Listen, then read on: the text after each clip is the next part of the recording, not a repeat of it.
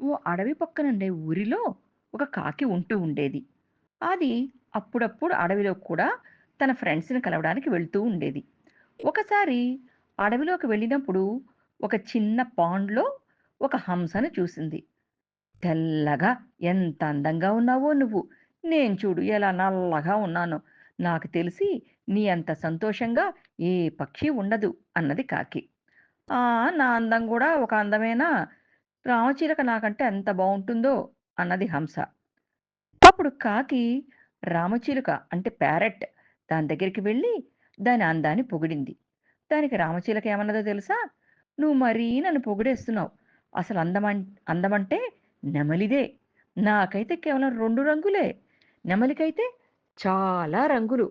పైగా దాని పించం భలే ముచ్చటగా ఉంటుంది. అబ్బా! ఇహ దాని నాట్యం సంగతి సరే సరి" అన్నది రామచిలుక. కాకి వెంటనే నెమలి దగ్గరికి వెళ్ళి ఇదే విషయాన్ని చెప్పింది.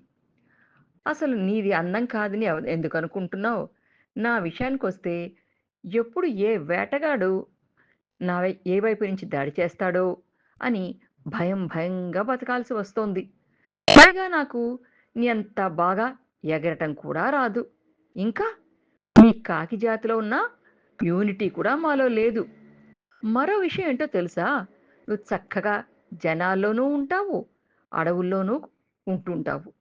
కానీ మాకు ఆ అదృష్టమే లేదు. మాలాంటి పక్షులు తీసుకెళ్ళి వాటిల్ని జూలో పెడుతూ ఉంటారు. ఇంకా కొంతమంది ఇళ్లల్లో కొంతమంది పెంచుకుంటూ కూడా ఉంటుంటారు. నిన్ను మాత్రం అస్సలు బంధించరు.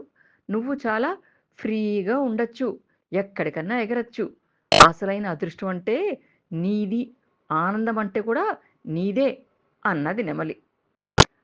అప్పటి వరకు తన రూపాన్ని తలుచుకొని బాధపడే కాకి నెమలి మాటలతో చాలా ఆనందపడిపోయిందర్రా. ఈ సృష్టిలో ఎవరి అందం వారిదే, ఎవరి సమస్యలు వారివే.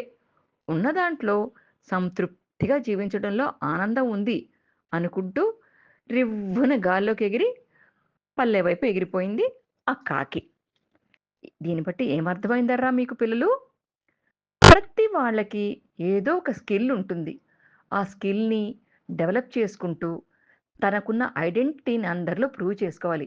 అంతేకాని నేను అలా లేనే, వీళ్ళలాగా లేనే, నాకిది చేత కాదే అనుకుంటూ అస్సలు ఉండకూడదు. మనకంటూ మన ఐడెంటిటీని నలుగురిలోకి ప్రూవ్ చేసుకుంటూ, చాలా గొప్పగా బతకడం అనేది అలవాటు చేసుకోండి. అర్థమైతుంది కదూ! మరి మీరు కూడా నాతో సరే అంటారు కదూ!